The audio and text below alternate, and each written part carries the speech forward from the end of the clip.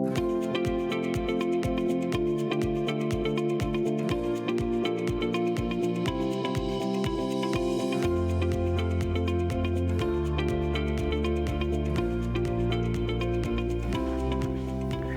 and welcome to Omni Edition Garden City. I'm Dan York, and with me today is Kim Dole. She is the director of the Garden City Downtown Development Authority, and we're going to talk about some of the activities specifically going on now that the weather is getting warmer and summer plans are underway, but also about some of the businesses that may be or are coming to Garden City and the Downtown Development Authority area. Kim, thank you very much for being here. Well, it's my pleasure, Dan. Thanks for inviting me. So let's explain to folks who don't know, because again, not everybody understands, what is the DDA and what area does the DDA cover? Okay.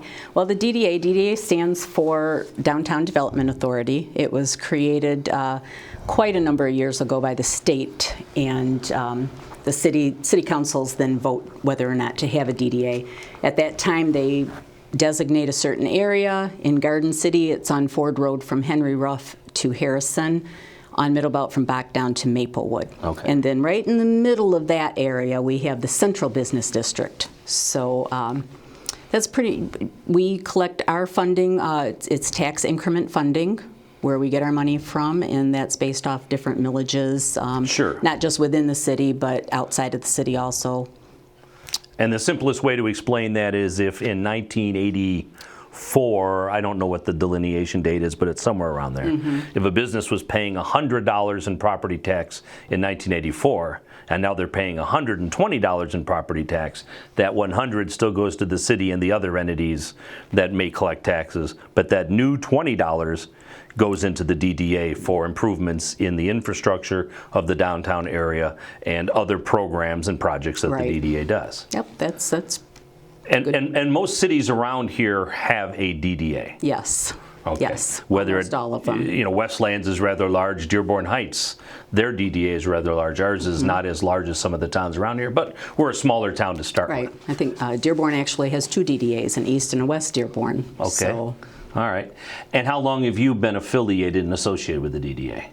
I came on in 2010 as an administrative assistant, and then a few years back they asked if I would consider being director, and I very gladly said yes. It's a job that I do enjoy. I live here in Garden City. I've lived here since 1982. I think it was 82. All my kids, all my grandkids live here, so this is my city. Very good. So COVID obviously had a big effect on the DDA, not so much on structure or infrastructure work, True. But definitely on the programs and the events you could offer. It did, like it did everywhere. What we did last year, we went ahead and we did hold a couple of lucky squirrels. We took extra precautions, asked everyone to wear masks. We had several sanitation stations set up, and those were very successful. We did, however, just because of the huge scale of the chili cook-off, there was a decision made not to follow through with that. There was no way we felt we could safely hold that. Sure. So moving forward this year, though, everything as of today is a go. We'll have the Lucky Squirrel that's held the third Saturday, May through September. Mm-hmm. So we've got one coming up. We are almost completely sold out on all 5 events right now. Wow, that's great. Yeah, we sell out really quick. Explain Lucky Squirrel, because you have two names that I find horribly confusing for the Lucky Squirrel event and the Flea Circus event. I understand what they mean, but I have all kinds of trouble with that. So explain what the Lucky Squirrel is. Well, the Lucky Squirrel is basically it's a flea market. We have crafters there. We have people selling garage sale items. We have artisans, just really a hodgepodge of different things. So it's a giant flea market. Mm-hmm. We will have we'll have about 150 vendors at the May one. We are hoping to expand it into another parking lot. Okay. After that, so we'll have up to 200 vendors. And when you say vendors, some of these are professional vendors that go from event to event to event. Yes. But some of them are just local people who are looking to sell something they make, or literally they can sell their kind of garage sale items if they wanted to, or not really.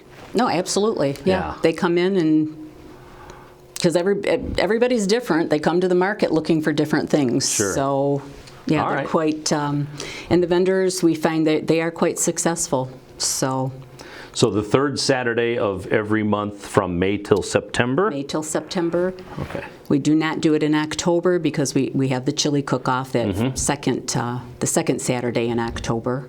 All right. So what are some of the other events that the DDA has in store then for 2021? Well, we have a couple new ones this year. Officer Shippey, Community Resources Officer with the Garden City PD, contacted us, and he, I believe last year, possibly the year before, started doing a downtown walk with our police canine, Rudy. He walks around downtown and just kind of keeps an eye on things, makes himself available to all the residents. Well, he contacted us and wanted to look into doing something with that.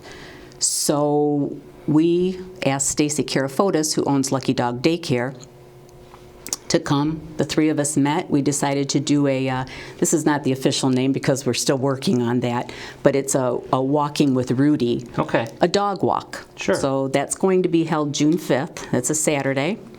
Registration will begin at 9 o'clock in the farmers market area, or the area there by Planet Fitness, where Sure. we hold the Lucky Squirrel and the chili cook-off. Registration starts at 9. The walk will start at 10.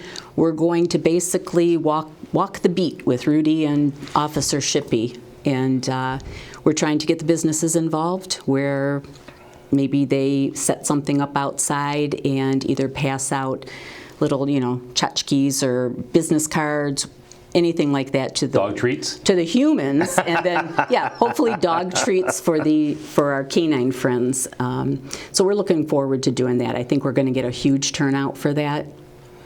All right, and that will be there'll be more information about that to come out as time goes on. Yes. But what people can count on the fact that it'll be Saturday, June 5th, Yes, and the start time will be again. 10 o'clock. All right. Registration starts at 9. All right, and again, that's in the area that the chili cook-off is held in, where we used. For some reason, it's still called the farmers market area, even though it'll there always be isn't a that. farmers market area, but it's the area just south of Planet Fitness and just south of the credit union there in the where Garden we City have Town Center. everything. All right, very good. That sounds like. And that's a free event. There's no charge for that. We're just, Okay.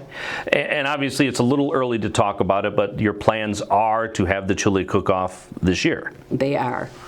And it's also my understanding that the police department and the fire department will be holding their open houses also. Of course, all of that is subject to change, but Right. that's held the second Saturday in October, same area. We've got, a lot of stuff for the kids to do. Everything hasn't been finalized yet, so I don't want to get real particular on what will be there, but as always, we will have a lot of chili. Sure. We'll have entertainment in the beer tent, and there's vendors at the chili cook-off. We have a lot of food available at the chili cook-off. The judges, come early. Well, actually, come early if you want chili, because This event has gotten hugely popular and has just multiplied in popularity really in the last couple of years. It was always popular, but it's just gained so much momentum in the last couple of years, minus last year. absolutely, and it takes up this entire area because the police department and the fire department decided to have their open houses the same day. So we actually have Pete Santu from Santu and Sons. They come in with a tractor and their wagon, and we do hay rides back and forth to the different departments so everybody can enjoy all of it. Last year we had a zip line going down Central Avenue. That's right. Which was pretty popular. Okay. I tried it. It was a lot of fun. Okay, good. Good. All right, we'll talk about that a lot more when we get closer to it, obviously. One of the cool things that's happening this summer is something that happened here a couple of years ago. In cooperation with the Detroit Institute of Arts, we'll be participating in the Inside Out art exhibit, I guess, for lack of a better term. Explain it for folks. So, the DIA, they have a project called Inside Out. We applied for it. It was 2012. It was that long Wow, ago okay. when it was here before. And we applied for it again this year, and we're accepted. They accept several communities each year, and what they do is they bring in reproductions of famous works of art. So I believe in 2012 they brought in 5. This year we're getting 7. And the objective is to have these works of art in locations where we get a lot of foot traffic. So a lot of people see them. There'll be a little placard next to the installation describing what it is, the name of the piece, that sort of thing. So this year we've got them at Salvation Army, City Hall, the Straight Farmhouse, Maplewood Center, City Park, the back of the Orange Jeweler building. Oh, the Dairy Queen. Oh, the Dairy Queen. Yes. All right. Yes. Well, that's a pretty It's gonna go into the Dairy popular Queen. place in the DDA area. That's what we thought. So one of the differences this year is you expanded it outside of just the DDA area. Yes. Yes. Okay. Like we said, we were looking for areas where there was going to be a lot of foot traffic, and kind of thought those were some. What the DIA does is they actually send somebody out, and we go with them to scout all the different areas, and then they make a final decision. So we had given them, I believe, 10 different locations. But in conjunction with this, they'll start the installation process in May. The pieces will be up until sometime in October. Okay. So what we're going to do a couple of times during that period of time, we're going to put together a bike ride. We did this a couple of years ago. We did a pop-up bike ride, but this time we're going to map it so that we're able to visit all of the installations. Okay. With a little bit longer stop at the Straight Farmhouse, maybe for refreshments. People can go in and get a quick look and say, hey, well, museum's kind of cool. Maybe we better come back here and spend some more time. So that's what we're hoping to do. And one of the things people should know is, often people will comment, well, why doesn't the DDA do this here, and why doesn't the DDA get involved with this over here? Well, the DDA by law is limited to projects within its area because of the way the funding is managed and the fact that you are funded exclusively from the taxes generated in the DDA area. So really, you can't expend any funds or spend any funds in an area that isn't the DDA, isn't downtown Garden City. That's absolutely correct. Yeah, and that's just something people, if they aren't directly involved with it, they don't always understand it, and sometimes I think it frustrates people, but that's what it is. You couldn't exist otherwise. Right. And we see that. We get, comments sometimes. Obviously, we have a huge Facebook presence, and we'll see that. So it gets addressed when it comes up. Hopefully people understand and give us a call if they don't. So. All right. A project that may or may not happen, a project that has really just been discussed, is a potential of a park in the downtown area, and again, that land that we keep referring to as the farmer's market. What do we know about that at this point, knowing that it's really just been the discussion phase? Well, we do have a steering committee put together for it, and we've had a few meetings. We do have the initial rendering, and what I was told about the initial rendering is the only thing they can guarantee us 100% is the park will end up looking nothing like that. So we're going to, move forward with that, but we've wanted to do this for quite some time. The DDA board is, they're 100% behind it. City is, in agreement with it. So we have started looking at it. It will, like you said, be located over there in the farmers market area. But we wanted to create a green space there. We have a beautiful city park, but it's way over on the other side of the city. We've got a lot of residents over in this area. It would, it would be walkable to. It would also increase the foot traffic downtown, we believe, so it would help with that. But just a place to go and relax. It's not necessarily going to have a playground. It's a green space, some place to, you're on lunch, maybe you just want to walk over there and eat your lunch, but it will have a stage in there. What we're looking to do is have it designed so that it will still accommodate our events. Right. So once the park is in place, obviously these events they're going to look different. They're going to have a different feel, a different look to them, but. Well, a comparison might be Kellogg Park in Plymouth. Yes. It might not be the same size or the same layout, but they still have a lot of events in that park. The same events that maybe we put on just a slab of asphalt now Right. would now be on grass and with some sidewalks. And what you might not realize is that the city owns a lot of the land in that Yes. area behind Garden City Cafe, behind Planet Smoothie, south of Planet Fitness, south of that credit union. Yes. The city owns a lot of that. And so the city has the opportunity to enhance some of those spaces and make it more desirable and more of a destination. Right. Which will bring more people downtown and, you know, All right, help us but right now that's just in economically the also. conversation stage, but you said you've got a steering committee formed, but Yes. that's a project that's probably pretty far off. It is, absolutely. But we are working on it, slow and steady. All right, let's talk about some of the developments. Garden City has struggled in the past 5 to 10 years. A lot of it's just been bad luck. We've had a lot of chains leave Garden City Yes. because of contraction, the chain itself going out of business, and just the economics. Not so much COVID, but just the economics of certain situations have caused us, to have a lot of businesses leave the downtown area. The old Andrews Drugs was caught up in the fact that it was a merger with CVS, correct? Correct. So the company that was running Andrews Drugs and providing the services, not necessarily owning the drugstore, but they contracted. And that store was one of the things that was contracted. Yeah.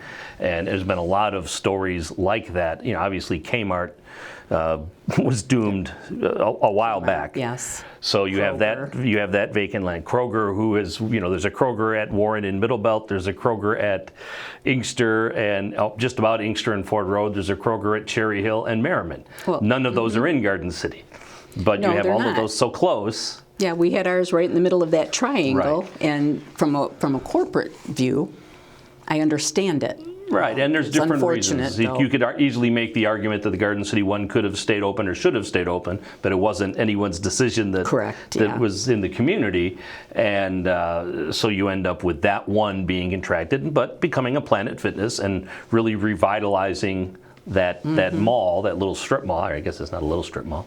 Revitalizing that area. So what are some of the things that we do know are coming? Because if people look around, they do see some development going on in town. Nothing so far with LA Fitness at that property. That just remains to be seen. They own that piece of property. They do so own it. they're not leasing it, they own it. Correct. But we don't know what their future plans are because they've stopped building nationwide. Yeah, the last we heard from them, we should hear something from them by summer. Hopefully, what their plans are going to be. I know when they do get started over there, that whole phase of construction is going to take about 13 months. Sure. So even after they get started, we'll still be waiting a while. But one of the really nice things that's happening, and it was just given the final stamp of approval last night at our council meeting, is the Excel drone and RC racing down at the former Maplewood Lumber, Maplewood and Middlebelt. This is a project that's been in the works for a little while, and that whole property is going to be revamped. It's electric RC racing, drone racing, a lot of family type fun for the area. And the business that's moving there is the same business that's south of Ford Road on Middlebelt that's in the former post office, correct? Yes, So same owner. that business is moving into a much larger footprint, but with the ability to have indoor drone testing or racing, and you can try out Yes. a drone before you buy it now, or the RC car racing that'll be a part of this. Yes, he's going to have an indoor track and an outdoor track. Okay. So, And there's a considerable amount of construction that's going to be done around that to ensure that it hopefully doesn't disturb the limited neighbors that are around that piece of property. absolutely. They've got, our ordinance calls for certain types of fencing. What they're looking at actually doing is the concrete pieces that you'll see sit on Telegraph right by 94, the 94 overpass. Kind of looks like a puzzle. Yeah, they drop them in between the posts, but they're decorative. Mm-hmm. And Mr. Kanda, who owns the property, has been just extremely willing to work with us on everything, and he wants it to look nice. So there'll be new landscaping. He's increasing the green space along Maplewood, I should say. There'll be trees, additional plantings that will absorb sound. We don't really expect it to be very loud. These are electric RCs, not the gas-powered. So he's putting a lot of work into that area. He did a fantastic job with the post office. Redoing that, it looks really nice. I don't expect any less from him for this building. All right, very good. And I hear there's been development or movement on the CVS parcel that is in the front parking lot of Aldi's at the corner of Ford and Brandt. Yes, that was purchased. It has been purchased by an outfit named Happy Home Furniture. Okay. So there are several of those. I believe there's one in Westland, Dearborn, Melvindale, maybe a few other ones. So we're waiting for them they've been there, they've done some work on the roof. We're just kind of... Some light sconces on the front, I noticed. Okay. Yeah. So we're waiting to have them get that open. So that will be a welcome addition. It's been, I don't even know how many years since Garden City had a furniture store. Sure. All right. So that'll be nice. And then the one of the noticeable ones is the Moose property, Yes.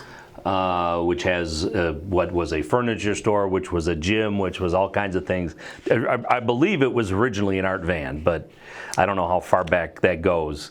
But that's being done right now, and that's very obvious because you can see the windows have been torn out and major construction is going on that building. Tell us about that. Yeah, we get a lot of questions about that. Well, the gentleman that purchased it, he purchased both addresses. There's two addresses there. One was the former Moose Lodge. The other was, as you said, the furniture store gym. What he's going to do right now is on the Moose side, which is the west end of that building, he wants to put in a high-end food court. So maybe 3 or 4 restaurants in there where they share the eating area. Okay. Or the dining area, and you can order from all the different restaurants. Next door at the gym, he's wanting to put in, I guess, similar to a UFC. Help me here. UFC, fighting championship, kind of like a boxing ring. Yeah, but it's cage fighting, I think, is the term. Right. So he would have those type of events there, and I believe a small training area in the back. So that's his plan right now. Again, it's those type of businesses that will increase the foot traffic downtown. Hopefully. Not just foot traffic, but people coming in downtown, sure. And hopefully that spreads out to our other businesses and helps us economically also. Okay. And obviously that's a little closer to reality than some of the other projects because there's so much activity going on right now with it. Mm-hmm. Yeah, and speaking to the gentleman that owns it, one of the issues he's having, or what the construction people are having, is contractor. They're having a hard time finding help. So that's why it's been kind of slow. We've seen these big window openings in the building for a while now, but they're there every day working on it. And again, those aren't the only projects, but those are the ones that we know of right now that are up front and viewable to everyone. And understand also too, when a project happens within the DDA, it's not the property owner isn't obligated to consult with the DDA necessarily. They are obligated to get the right permits, and they are obligated to do whatever is required by the city. Correct. But the project could happen within the DDA that you could be the last person to find out because they're just not looking to get any help from anybody or promote anything. That's true. Yeah. That's true. Talk about some of the opportunities that you have had for businesses. You've had facade programs in the past. You've had some parking lot programs in the past. You've had some engineering cost coverage, if you will, on projects. What's available now through the DDA? Because I know you were hamstrung for quite a while with the amount of money you had to do these projects, but now you have a little more money available. What kind of projects is the DDA offering? We do. Well, we're still offering the facade loan program and the parking loan program. Both of those, we will loan up to $35,000 per address, and of course that's always dependent on our budget and everything else. That's not a guarantee for that amount. That is first 3 years, no payment. After that, It's a 0.5% above prime, and it is a 10-year total loan. Okay. So you're paying for 7 years, and All right. then we're good. A couple of years ago, we created a signage grant program where we will help businesses with new signage.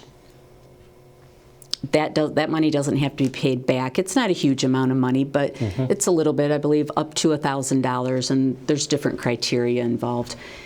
We just recently approved a new grant program that involves interior improvements, and those would be improvements that would stay with the building that are facing customers when they come in, say maybe new flooring, new countertops, things like that. Not anything Nothing temporary. that they nothing can you could take be with them, taking with furniture, them. Right, that type okay. of thing. And that's up to $5,000 per business. So Okay. we are anticipating seeing a couple of those applications coming in.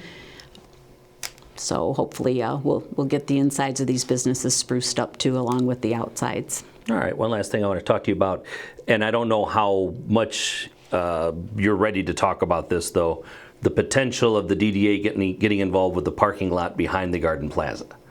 So the history of this is bizarre at best. Yeah.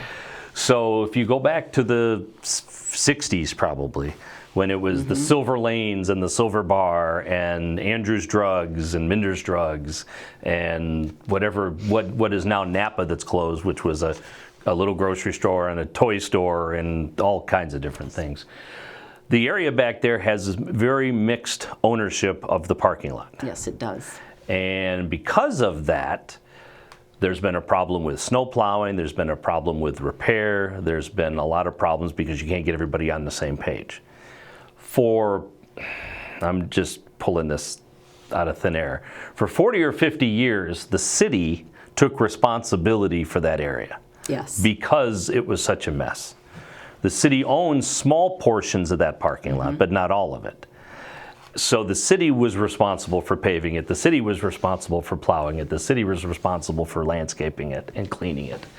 And then at some point when the city started to struggle in the late part of the first decade of this century, it was more or less handed back to the property owners and said, God bless and good luck.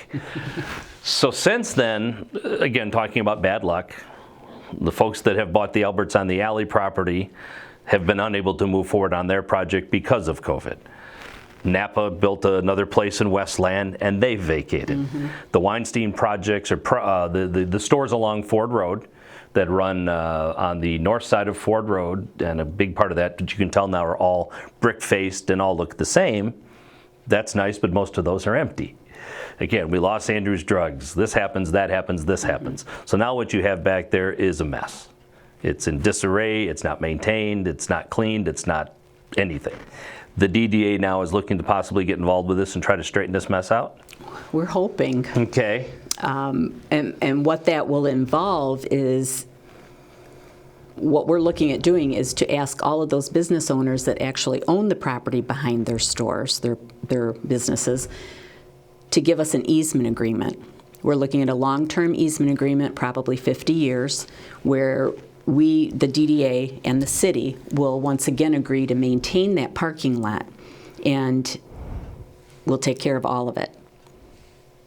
In exchange, The exchange for, we're going to give them a brand new parking lot. okay. And we have had it looked at. It will have to be completely ripped out, a new lot laid down, but we'll have new landscaping back there. All of it, we'll take care of all of it. And what will happen then, though, is that that parking will become basically public parking. So whether or not this is owned by this property here, it doesn't matter at that point. The easement agreement will allow everybody to park back there. So obviously a big reason to move forward on this is if LA Fitness is building their brand new multi-million-dollar building that's going to have everything nice and everything new, the idea of the optics of this rundown, dilapidated parking lot next to it Yes. doesn't really work for anybody. Now, by the city and the DDA having the easement on it, then again, it becomes public property, public parking for Essentially, everyone. yes. But would it also allow you to have events in it and stuff like that to expand some of your downtown events? Or is that not really what you're looking for? We really weren't looking at that, since that's all of the parking over there for all of those businesses. So, and years ago, we used to do downtown days over there, and that did impact those businesses. But at that time, Kmart was there, and there was a lot of parking. Yeah. We're not sure, what would happen with LA Fitness, but yeah, that was a big consideration. We've been trying with the city to do something with that lot for quite a few years, and as you mentioned, with it being all split up like that, it was nearly impossible. It's a disaster. Yeah, and it needs some tender loving care for sure. And as much as our city fathers were criticized for the way they handled it, after 15 years of nothing, we're basically going back to handling it the same way they decided to do it back in the 50s, when they couldn't come up with a real answer. So and now that's you can see why. Essentially what happened back then. We had a 50-year maintenance agreement with all of them, and that expired. Yeah. And once it expired, yeah. Well, I wish you good luck with that one, because that one's going to be fun. All right, well, I want to thank you for taking time to talk with us, and I wish you good luck with everything going on. The first thing, though, that people should be aware of is those Lucky Squirrels coming up. The third Saturday of May. That'll be the first event, and hopefully a summer full of events.